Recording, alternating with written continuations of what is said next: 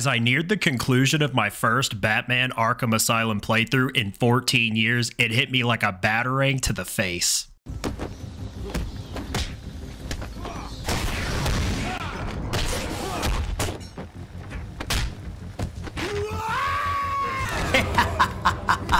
He'll never walk again, that scumbag. That's what you get for jaywalking.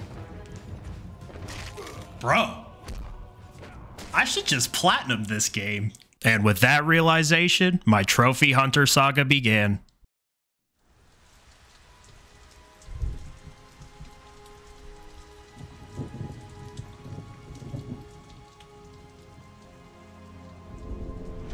Released in 2009 by Rocksteady Studios, Batman Arkham Asylum marks the inception of an iconic quadrilogy that has cemented itself as one of the most revered pieces of Batman media to date.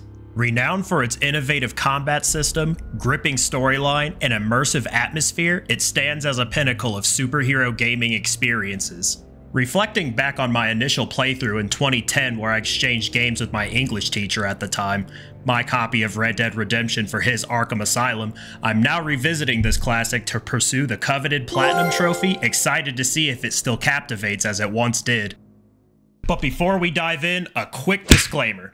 I began covering Arkham Asylum well into the completion process. By the time the idea came to me to make this video, I had already obtained 42 of the trophies during the first playthrough. The remaining hurdles include trophies from completing various challenges and finishing a playthrough on hard difficulty. With 48 total trophies to collect, my focus is on the remaining 6. I'll begin by tackling the Predator and combat challenges, expecting them to pose the greatest challenge. Once those are completed, I'll shift my focus entirely towards completing a playthrough on hard difficulty as kind of a victory lap. Here we go! We're gonna have some fun now, kiddies! Our journey officially begins with the Combat and Predator challenges. There are 8 each with a combined total of 16 challenges. Quick maths! Each challenge requires achieving a certain score threshold to earn up to 3 medals. To attain both Free Flow Gold and Predator Gold, all 48 medals must be obtained. While the Predator challenges demanded specific actions for medal acquisition, they generally proved more manageable, albeit time-consuming. Because of this, I decided to tackle the remaining Predator challenges first, starting with Record Breaker Extreme.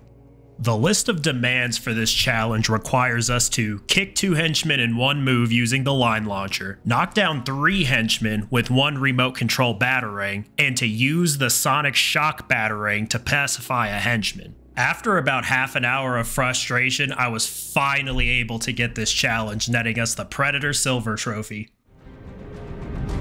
Very good.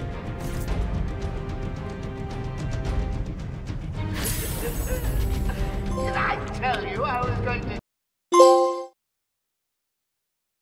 Predator Silver, let's go. We like that. Survival Tactics Extreme presented relatively easier challenges, including knocking down 3 henchmen with a triple batarang, using the line launcher to kick an armed henchman off the edge, and simply punching another. With Survival Tactics out of the way, I can finally make my way to the last Predator challenge, Invisible Predator. I'm gonna keep it real, I definitely struggled with Invisible Predator quite a bit. There are 2 requirements that were just a massive pain in the ass for me to try and get. There's one for pulling 3 henchmen over the side with the Ultra Bat Claw at the same time, and there's another one for sneaking up on a guard and scaring him. The issue with yanking 3 dudes is I could never get them all in the right position in order for me to finish them all off at the same time. What did he say? And terrifying a henchman isn't even possible until you've eliminated enough enemies in the area for all of their status conditions to drop into terrified. But after learning that and figuring out a solid Batclaw strategy, I was easily able to wipe out the remainder of the enemies, secure all 3 medals, and earn the Predator Gold trophy. There it goes, Predator Gold. Yeah. I'm gonna have to hunt you down and kill you one of these days. Now that the Predator trophies are in the bag, it's time to tackle the combat challenges. Good news is, I only have 1 left. Bad news, it's Rumble in the Jungle. Let me tell you, Rumble in the Jungle gives me hemorrhoids. I must have spent well over an hour getting emotionally dismantled by this challenge. It's genuinely never a good time when you think you're good at a game, only for it to humble you so profoundly.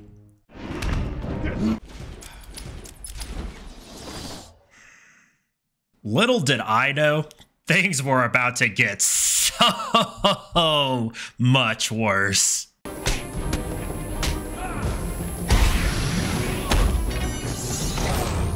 Whatever. Fuck this game. Hey.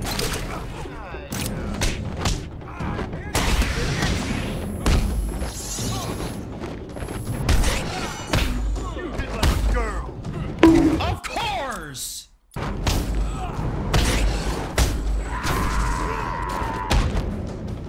Bro, how? How? I just knocked you down!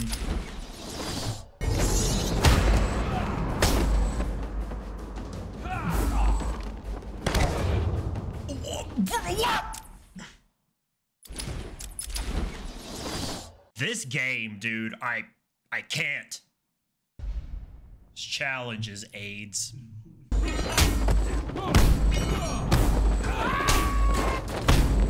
Why him? That's not who I'm going for, man. You. No!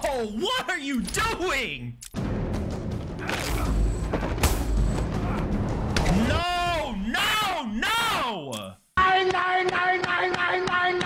Whoever came up with this, I don't like you. And it's f***ing gone.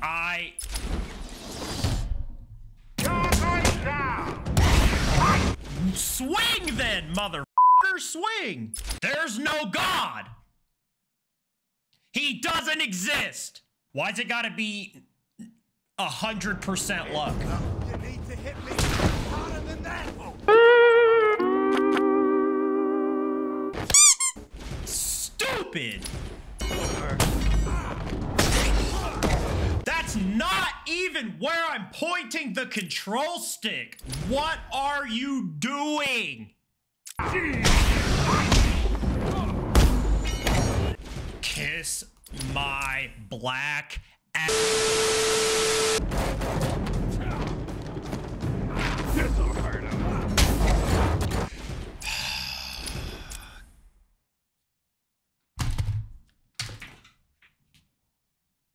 At times, I felt like wiping my ass with sandpaper would have been a more pleasant experience than attempting this challenge. In dire need of some copium, I retreated to the comments section of the Free Flow Gold Trophy on the PlayStation Trophies website. It was here that I learned that it wasn't just I that was raging about this. Many others also dealt with much of the same BS. And every once in a while, there was the occasional basement dweller get good kind of comment, which is always fun.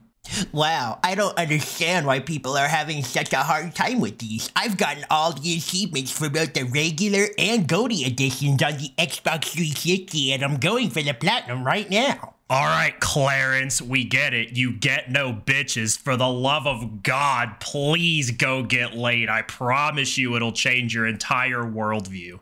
Thankfully, I would catch a break in my very next attempt, and after enduring the struggle and leveling up my skills, I finally emerged victorious, snatching the Free Flow Gold Trophy and earning the title of Perfect Knight for 100% completion.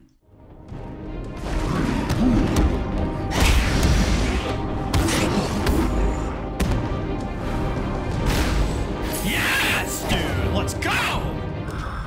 God, that was awful! Yes! Free Flow Gold. There we go. All combat challenges completed and Perfect Knight for 100% completion. Let's go. I'm never doing that again. Awful. Now only one obstacle remained between me and the glorious Platinum, completing a successful playthrough of the story on hard difficulty. Our arduous night in Arkham Asylum begins with the Caped Crusader delivering Joker clapped in irons to prison. Bats is immediately privy to the fact that Joker was way too easy to capture. Something sinister is clearly at hand. Upon arrival, Joker breaks free, and with the assist from bombshell bozo Harley Quinn, all of the prisoners are released from captivity. Conveniently, there was a fire at Blackgate Prison at the time of Joker's arrest that caused many of those inmates to be transferred to Arkham. A majority of these prisoners were Joker's own henchmen, who now has an army at his disposal. Not good. Not good at all.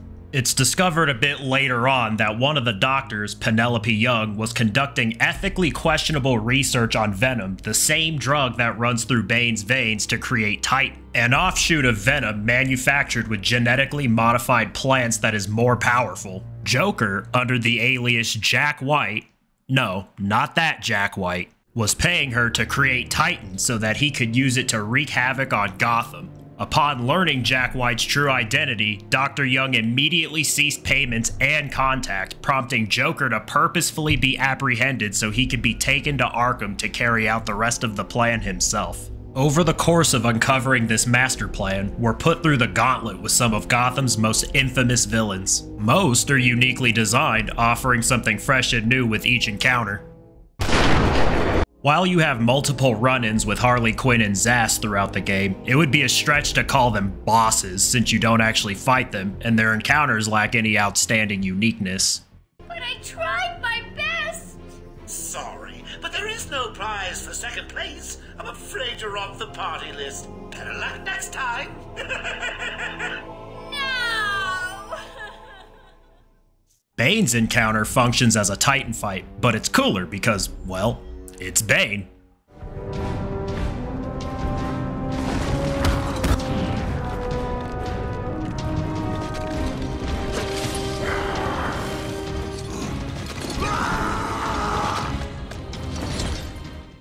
Scarecrow's sections serve as frightening hallucinations with side-scrolling and platforming mechanics, adding a unique twist to the gameplay.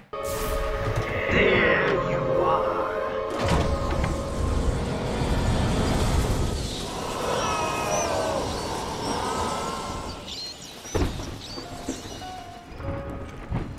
And Killer Croc's encounter stands out as you navigate through his maze-like lair in the sewers, avoiding his attempts to devour you. I'm putting big respect on this section specifically because I genuinely remember it frightening me when I was younger playing this for the first time.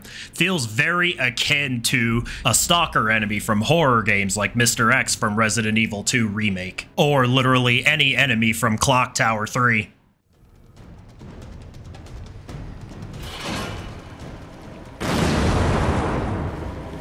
My caves will be your tomb.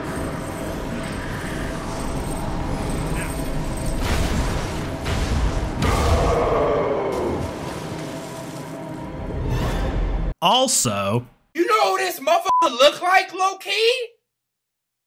Look! Eventually, I found myself face to face with what to me was the toughest boss fight in the entire game, Poison Ivy. Sorry, love. You're plucked. No shit. Here's the deal with Poison Ivy. You can't just give her the hands like everybody else in the game. She can only be damaged by repeatedly throwing batarangs at her. The kicker is, she's shielded by her plant's protective wall, which only opens periodically throughout the fight when she rises up to shoot, I don't know, f***ing photosynthesis bombs or whatever the f*** at you. And to make matters worse, this opening phase only happens after you battle waves of mind-controlled asylum guards, during which she can also attack you by sending vines up through the ground that grab you and drain your health, a move that she loves to spam relentlessly.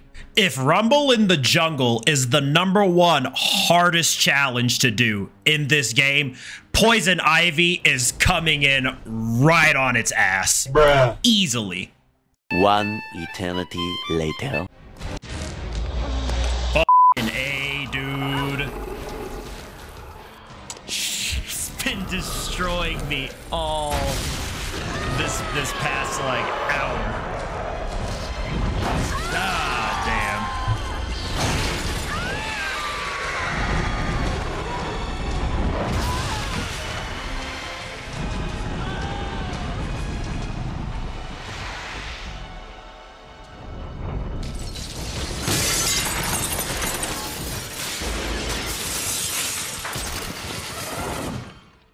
With nothing standing between me and the platinum except for Joker, it's time for the final showdown. Joker injects Batman and himself with the Titan drug. Cure in hand, Batman is able to save himself, but the same can't be said about Joker, who's transformed into a monstrosity. With nowhere left to go, the battle begins. Nothing really to say about this fight, as it's very straightforward. Joker takes these wild shots at you before calling in the henchmen to assist. After defeating them, Joker's left open for an Ultra Batclaw grapple which pulls him down, leaving him vulnerable for various strikes. This cycle is repeated 3 times before Joker is officially done for good.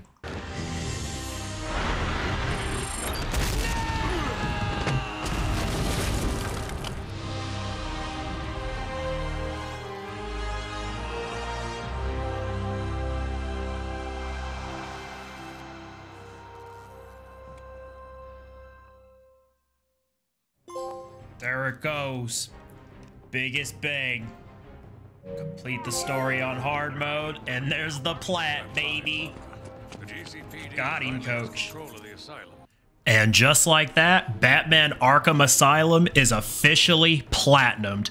As challenging as it could be at times, this game never wore out its welcome, and returning to it after so long reminded me of how locked in Rocksteady was when these games first started dropping. They were seriously cooking here, and now I absolutely can't wait to dive into and platinum the rest of the series for the first time. I truly hope you all enjoyed this journey, and I greatly appreciate you taking the time out of your day to be entertained by my experiences alongside me. If trophy hunting is your speed, please be sure to like and subscribe, as I plan to do way more of this kind of content in the future. Again, thank you so much, and I'll see you next time.